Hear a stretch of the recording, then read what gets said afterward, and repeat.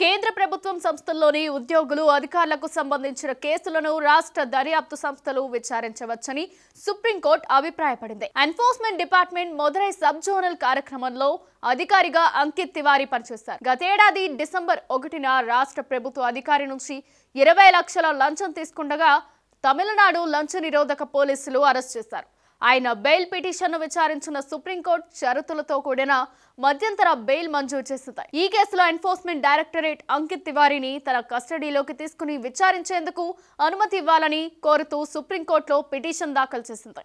ఈ పిటిషన్ విచారణకు వచ్చినప్పుడు కేంద్ర ప్రభుత్వ అధికారులు నేరాలకు పాల్పడినప్పుడు దానిని కేంద్ర దర్యాప్తు సంస్థల ద్వారా దర్యాప్తు చేయవచ్చు.